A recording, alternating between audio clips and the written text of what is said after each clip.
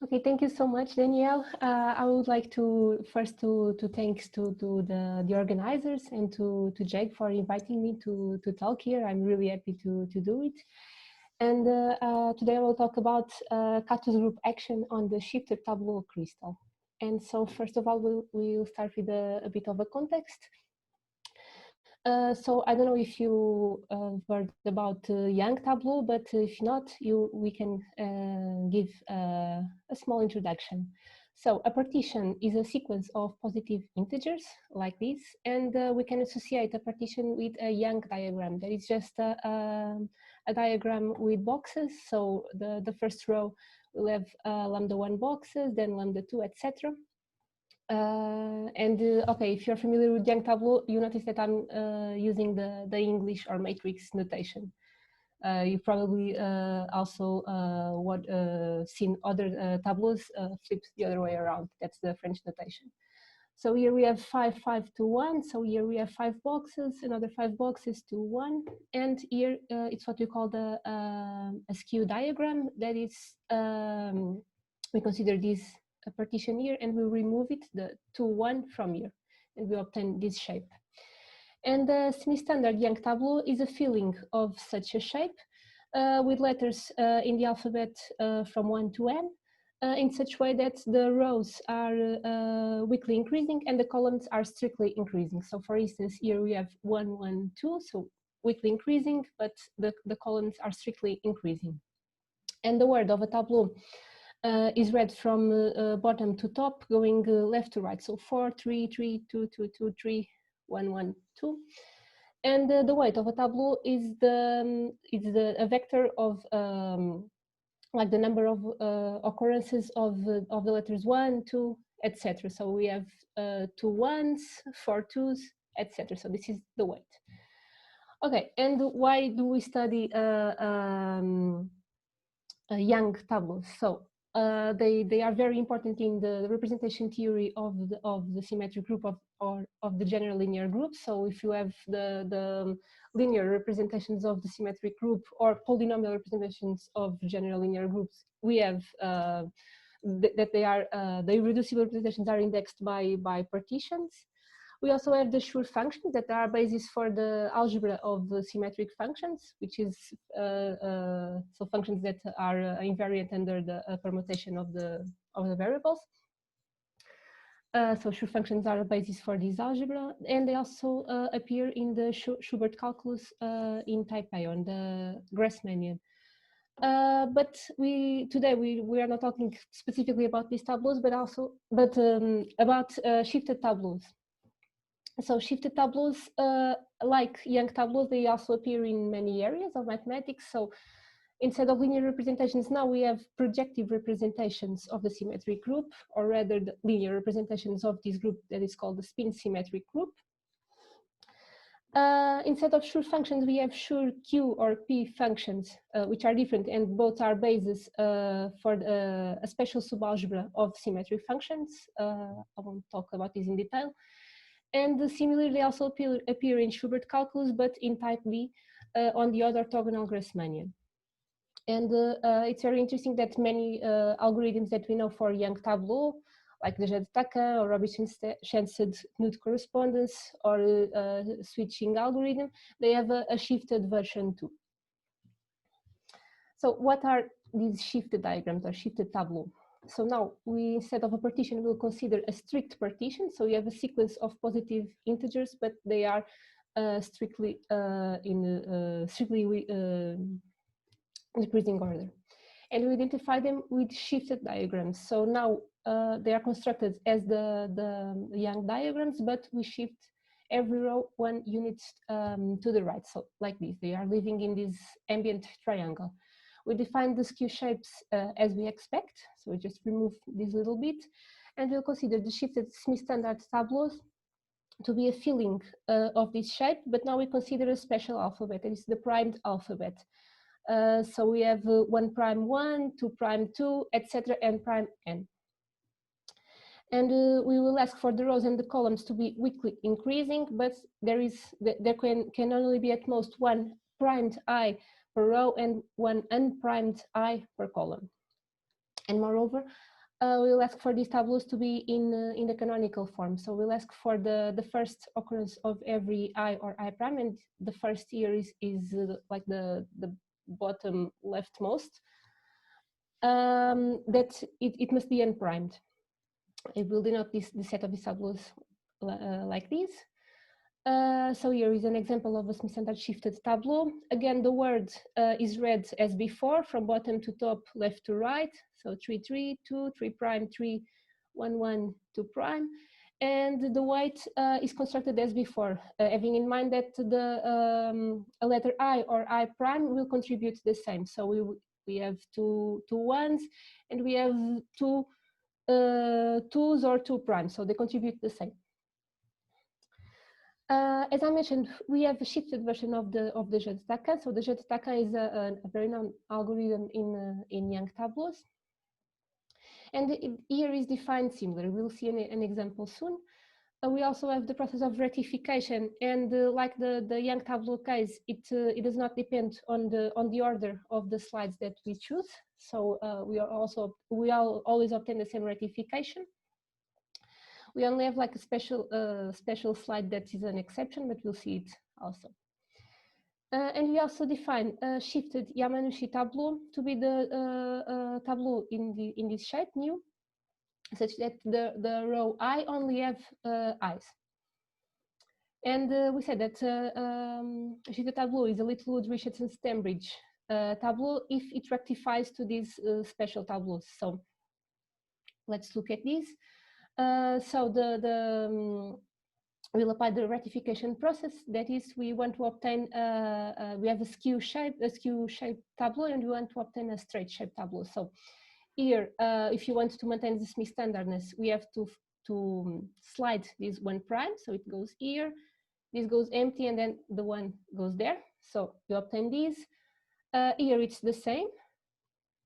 And here we have that special slide. So basically when this 1 prime slides here, it will lose the prime, and also these 2 prime too. And we obtain this tableau. So row 1 only has 1s, 2s, and 3s. So this is the Yamanouchi tableau. And so this tableau over here is a Littlewood Richardson Stembridge. Similarly, we have the shifted Littlewood Richardson coefficient. That is the number of Littlewood Richardson Stembridge tableaus of a given shape and weight. And similar to the Young case, we have rules to compute this coefficient. Here are some of them. And similar to the Schur function case, they also appear in these linear expansions of P functions, Schur P functions, or in the Schur skew Q function. So we also define this complementation in T. So I've mentioned before that our tableaus will live in an ambient triangle. And so we simply take T and we reflect it along the anti-diagonal of that triangle. And we complement the entries accordingly, reverting the primes. So primed entries will become unprimed and vice versa, and put it in canonical form. And it was due to Wyman that if we have a shifted tableau or a Young tableau, this is valid for both cases, there is a unique tableau that is Knut equivalent to this complement tableau. So Knut equivalent, we can think about it as being jeu de taquin equivalent, and the dual equivalent to T. Dual equivalent, it's okay. It's the 2 tableaus are dual equivalent if we apply the same sequence of slides and they have the same shape, but that's not very important for now. So there is a unique tableau in this in the intersection of these classes, and this is called the reversal of T. We denote it like this, at of T.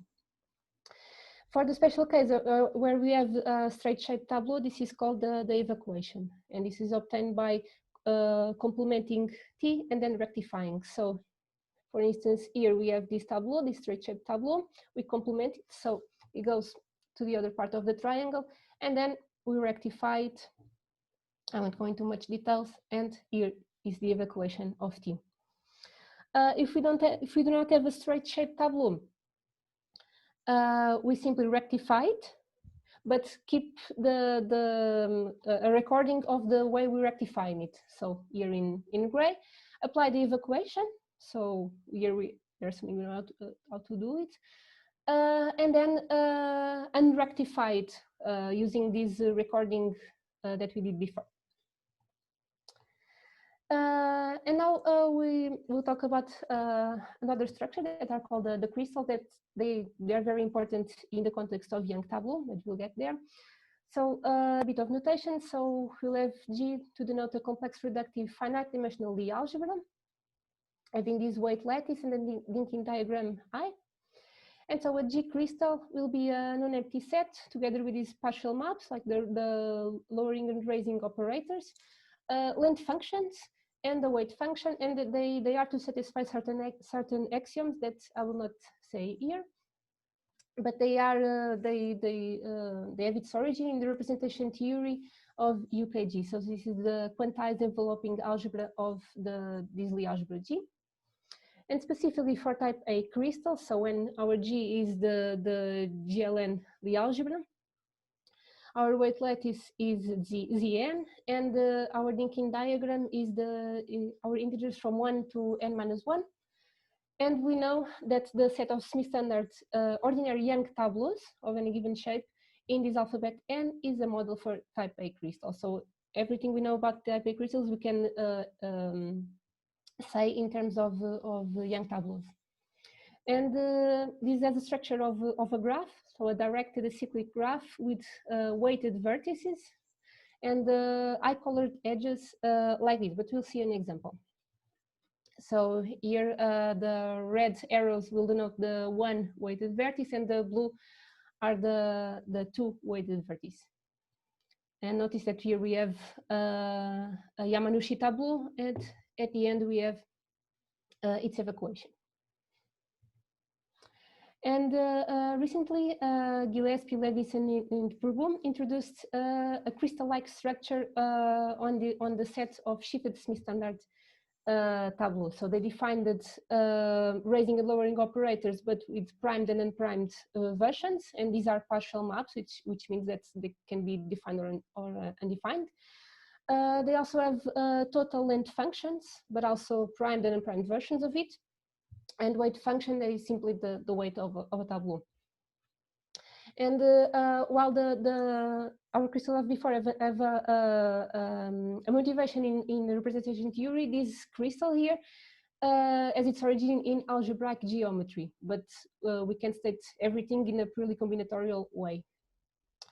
So the origin is as this. So in the type A crystal, the type A crystal operators are used to define an algorithm that describes the real topology of a Schobert curve in the ordinary Grassmannian.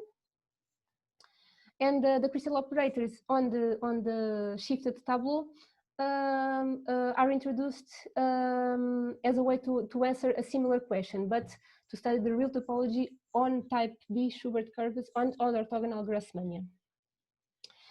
And unlike other crystals concerning shifted tableau, this one it's not known that forms a crystal basis for some quantized enveloping algebra of some Lie algebra here. So here in this reference we have a crystal with shifted tableaus for the quantum queer superalgebra.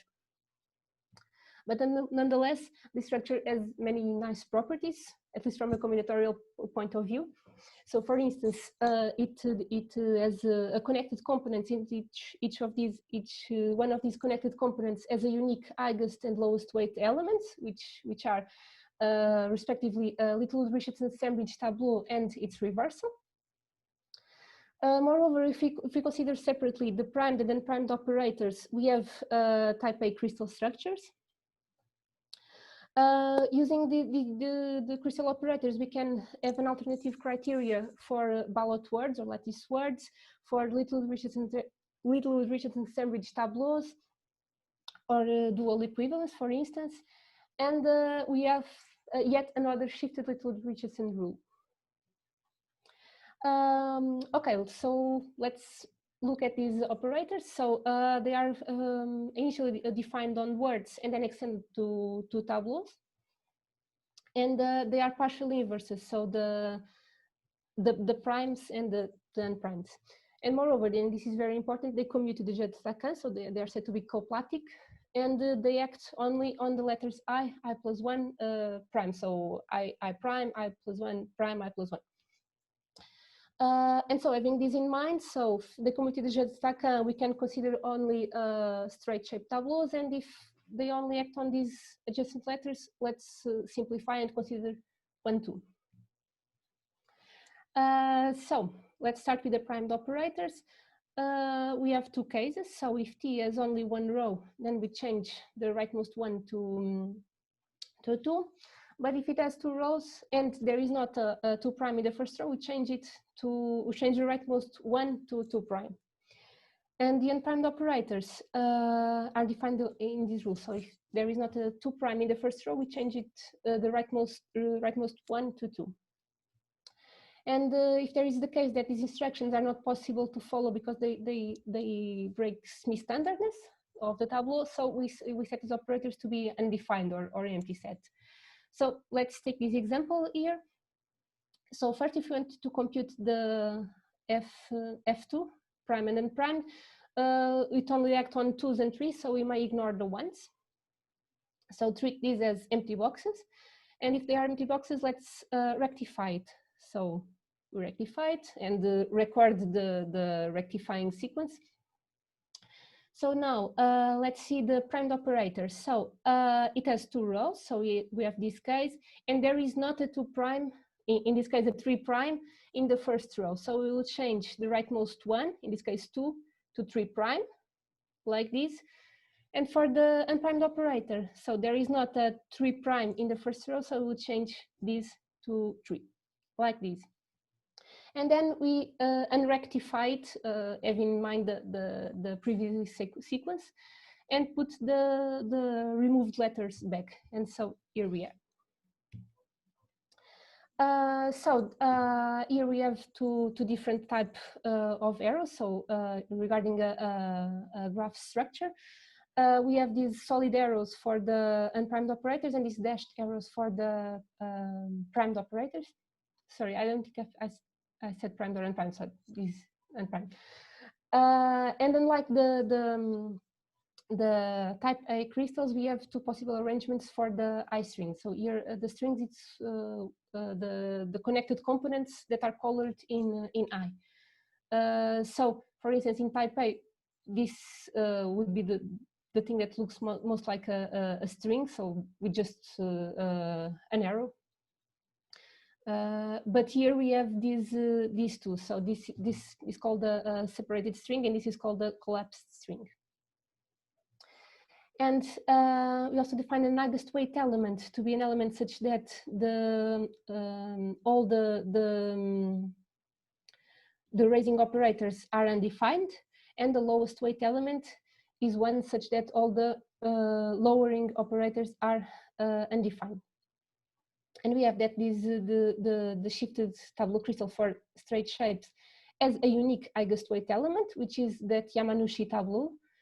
And moreover, we can obtain every element, so every tableau that leads there, from the Yamanouchi tableau by a sequence of primed or unprimed operators.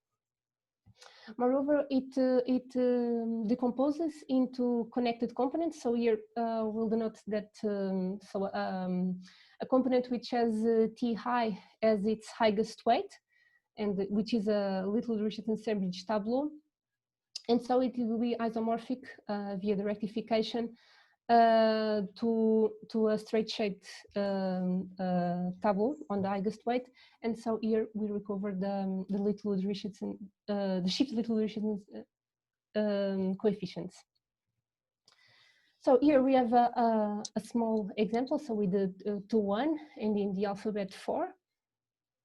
And here it's a larger example, and notice that this crystal here has two connected components, and of course we can rectify it, and it's easy to see that here we have something of shape 2, 1, and here this one goes there.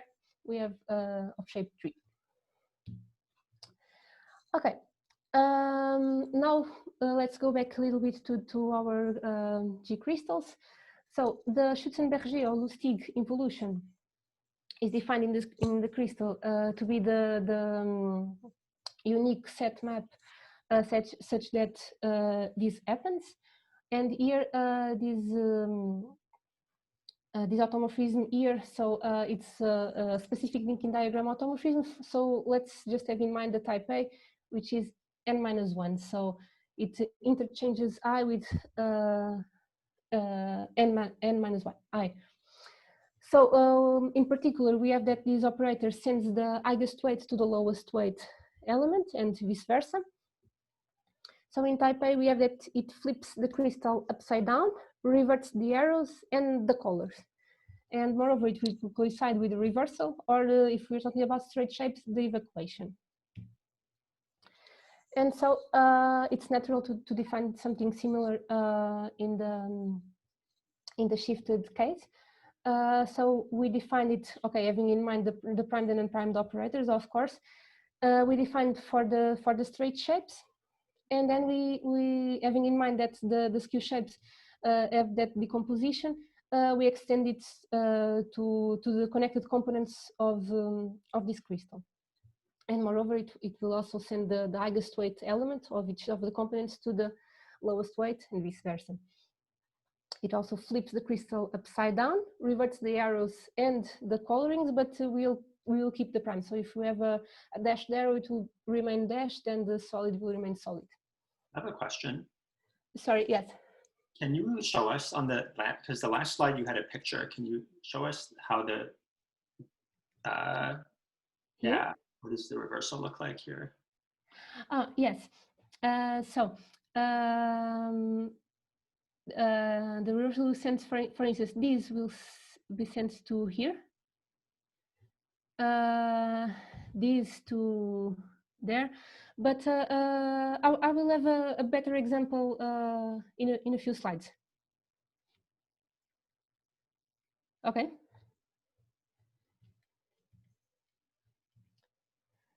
Okay, so here we have an example on this crystal here. So okay, the highest weight is sent to the lowest weight and vice versa.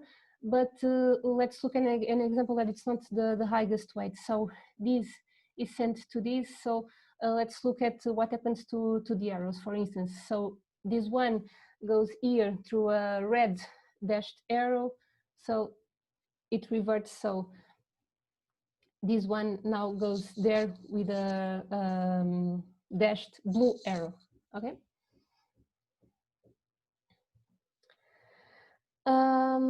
Another operator that we have on type A crystals, or actually any G crystal, is the crystal refraction operators. So they are firstly introduced by Lascaux and Schützenberger, and they can be computed on type A crystals like this. So using the crystal operators, and here K, this is the usual inner product in Rn. Okay, but I think it's easier to see this pictorially. So this is operators that they act only on letters I plus 1, and in that letters it corresponds to the restriction of the Schützenberger involution. So if we take the I strings, it will reflect it over its middle axis. So this goes to there, this goes to there, and this is goes to itself, hence the reflection name. And it's known that they define an action of the symmetric group on the Young tableau crystal. So these operators satisfy the relations of the symmetric group. And also it's motivated by this, we define the shifted version of these operators. Okay, have in mind that in the shifted crystal we have more operators, so primed and unprimed, and so they are defined in this according to this table. But this is not. Let's not focus on the details. Let's think about it pictorially. So recall that we have 2 types of strings. So on the collapsed strings, that are the ones that look more like the type A, it will behave like type A, so it will reflect it through the middle axis. But for the separated strings, we need more. We cannot simply do a simple reflection. So these elements will not go there; it will go to the other side. Okay, and why do this? Because we want this to coincide with the Schützenberger involution to the interval II plus 1, but not primed. Okay, and to see this, so here we have the crystal. Now we want to apply the sigma 1. So we will eliminate all edges that are not 1. And then we apply the Schützenberger involution to each of these strings. So notice here that this element will go there instead of that. But this shifted version of the crystal reflection operators, okay, they satisfy these relations, so they are involutions, and since they act only on adjacent letters, if I and j are adequately separated, of course they will commute, but the braid relations of the symmetric group do not need nulled. And here we have an example. And so we have our first difference from the type A, that our shifted reflection operators do not realize an action of the symmetric group. We have, however, specifically for Littlewood, Richardson, Sembridge tableaus, that this is valid. So if we have the longest permutation, we can compute the reversal with the sequence of crystal reflection operators. But again, this is only valid for the Littlewood, Richardson, Sembridge tableaus, not for any tableau in the middle. Okay, so now back to the title of the talk. So I mentioned the cactus group action. So let's begin by what is the cactus group. So this is as its origin in algebraic geometry. This is the fundamental group of this quotient orbifold. This is the Lin-Mumford compactification of the moduli space of real curves with genus 0 and n+1 marked points. And here consider an action that permutes the first n points.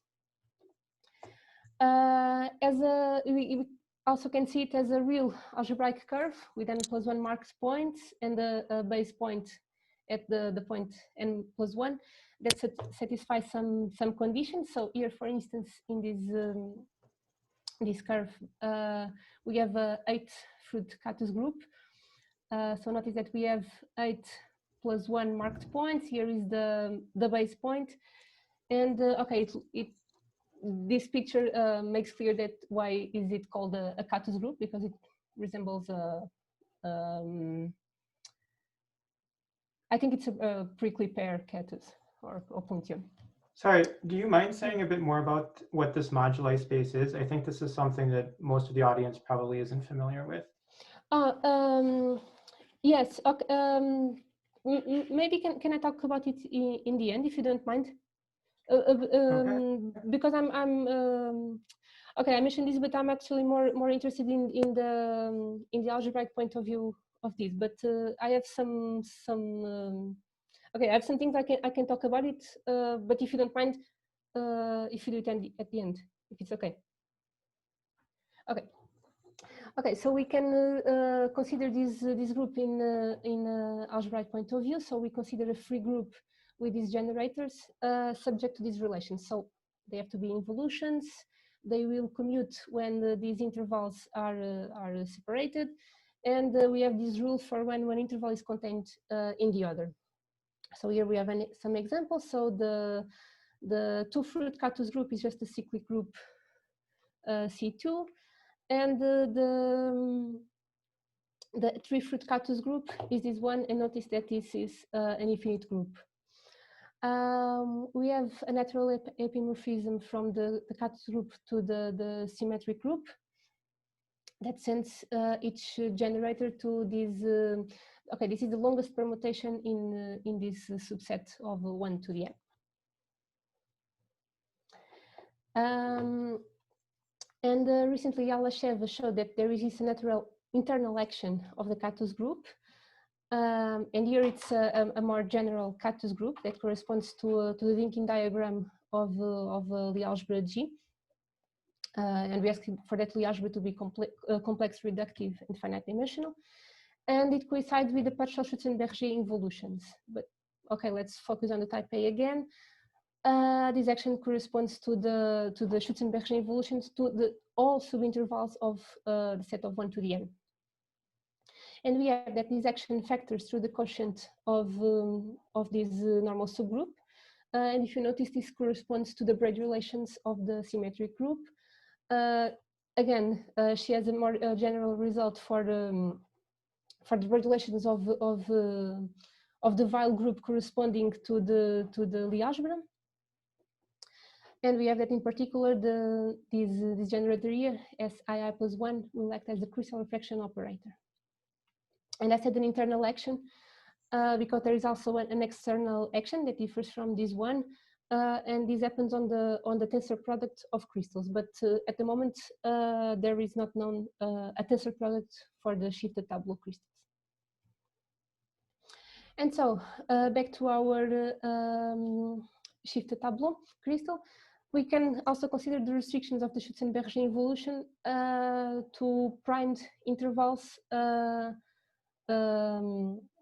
of this form, and consider this eta PQ to be that restriction. So here, for instance, if you want to compute eta 2, 4, we will ignore everything that it's not there. So 1s and 5s will be ignored.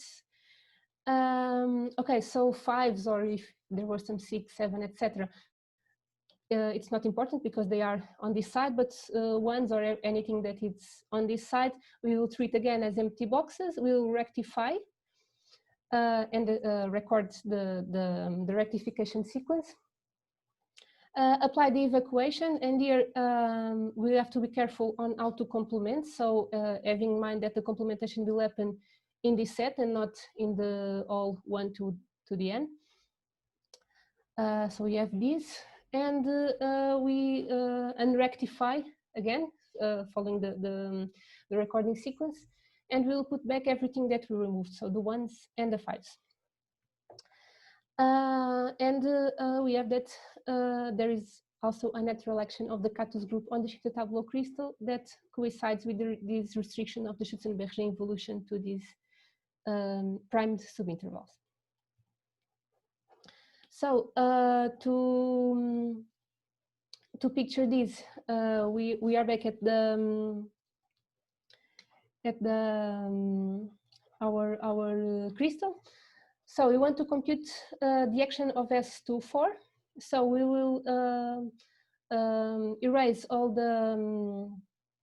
the edges that are not here. So 1s will go away, and then we obtain these components that are crystals in itself and apply the Schutzenberger involution. So again, they will be flipped upside down. What we have, so in particular, we can recover the action of the crystal refraction operators through this generator. But unlike what happens in the type A, or actually for any G crystal, this action will not factor through the quotient of the cut group by the braid relations of the symmetric group, and that's okay because we've seen that these operators do not need to satisfy the braid relations in the symmetric group. And as a consequence, we have that okay, so we have these relations, so we can so we have this. So in particular, we have that KL is contained in 1L, and so we obtain this relation having just the 1s here, and so we can write this. But it's more interesting if we are considering the straight shapes because we can compute the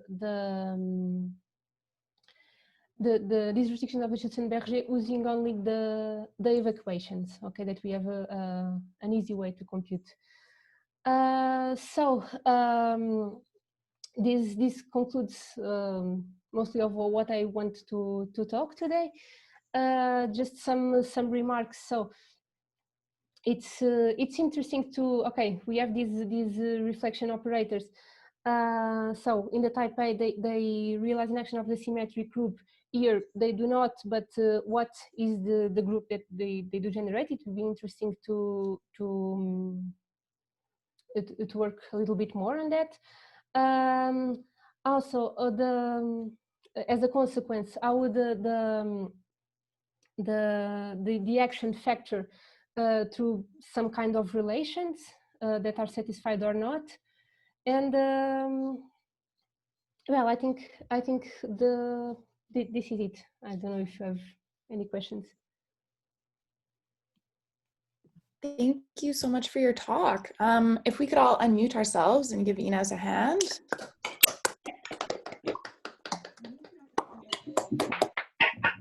Thank you. I will now open the floor to questions. If anyone has any questions for Inês. Okay, so let me just talk a bit more about the cactus group, because someone asked. Okay, have in mind that again I'm much more focused on the algebraic part of it. So I'm in a way specialist in algebraic geometry. Okay, but we can consider this algebraic curve. So it will be an algebraic curve over the real algebraic curve, n plus 1 marked points, non-zero tangent vector here, and will satisfy, okay, I will say the conditions. So we have that every reducible component should be isomorphic to a topologic circle or a line. We ask for it to be smooth at the marked points. So around here it should be smooth. We only allow ordinary double points or normal crossings. So like here. We ask for the graph of the connected components to be a tree. And moreover, we ask that each component have at least 3 points, which are either marked or double, with the exception for the base point. And again, this is what I have written here. I don't know much more about it. I'm sorry. So I have a question. Yes. So could you give me an idea what the fundamental group might look like for this example? It acts on those numbered points, I presume. Yes. Okay. So this is the 8th fruit cactus group. So the action will so it will have 9 marked points, but we'll only permute these like the first 8. Mm-hmm. I can tell you exactly how. Sorry. So basically 3 and 8 can swap, but then that would be the orbit of 3. I think so. Yeah. So. Okay, this is a good reference if you want to know more about this, the paper by Henriques and Kamnitzer. Okay. I'll write that down. Thank you. I can Thank you. answer that question if you like, because I do know a bit more about the. Okay. I'm curious. It's not just a symmetry group of that. This picture is just one point in the moduli space. The whole topological space is bigger. So the rules that Inês listed a moment ago about how the points are allowed to be on the curve, there are a lot of different curves that this could look like. So this would just be one point in the space. I see. Okay. I see. So it acts on a bunch of these labeled curves. These curves. Yeah, I see. Yeah, and yes, if you look at this paper, there is a bigger picture. I can put in the chat maybe. So I'm presuming that there's some correspondence between these cacti and these extended tableau with primes, or something. Yes. Yes. Okay. So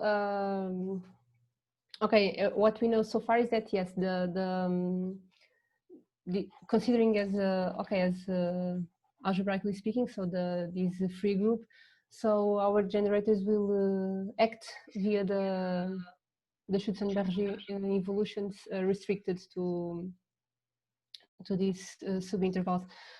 So again, this is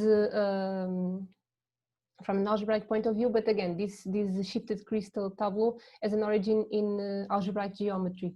I think it's very natural to ask if okay, what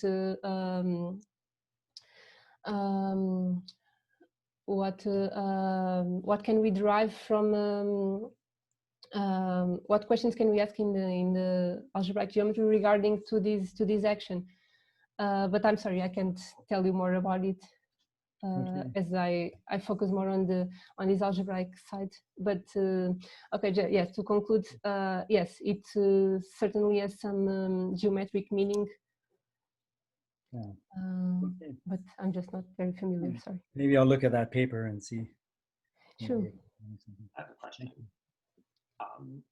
About the last bit you were saying about the relations that you do have, and especially from this observation that these generators don't satisfy the Bragg relations. I was wondering, yes.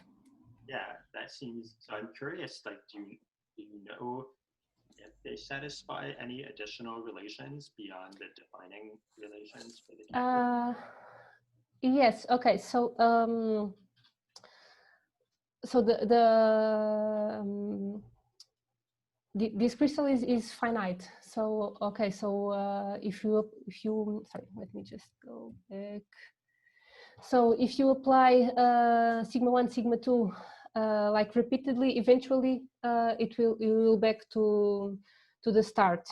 So actually there is, for each crystal there is some m such that sigma 1, sigma 2 to the m is the identity. So we could have for each crystal some kind of dihedral group action, but the problem is that there is not not that I know, not an M valid for any crystal. So it's always dependent on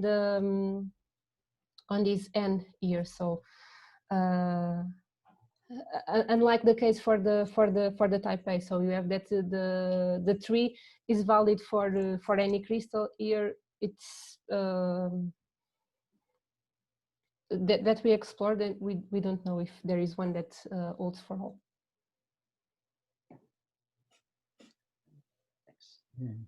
So I have to admit that I don't know anything about crystals, but I'm trying to learn now. So my very basic understanding is that in type A, this combinatorial crystals that you told us about, they're actually giving a crystal basis for this enveloping algebra in type A. Mm-hmm. Yes. This combinatorial shifted crystal that you're talking about, does this give a crystal basis in a different type, or is this something that people conjecture, or is it known to be not true? No, it's well, I think Jake can talk about it more, but I think at the moment it's not known if there is some Lie algebra for which this forms a crystal basis. There are other crystals with shifted tableau. So we have the queer crystal. You can look in this reference, and this forms a crystal basis for the quantized developing algebra for the queer Lie superalgebra. This one I don't think it's known.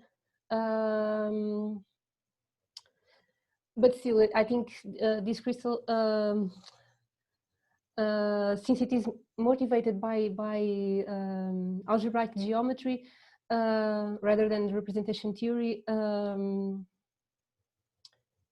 well, probably it has something, but it's not known yet. I don't know, Jake. Yeah, I think that we know at the very least that the crystals created by Sami Assaf and her graduate student, whose first name I forget, second name in that citation. I'm pretty sure we know that their crystals are not isomorphic to ours, even though they look very similar. Like it's almost the same tableau appearing and very similar operators. But I don't know if maybe there could be some other Lie algebra that our crystals relate to, but I do sort of doubt it. It seems like the representation theory for one in geometry.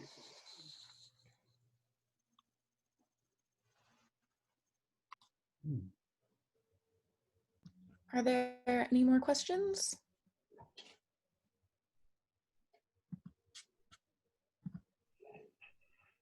All right, if not, I suggest that we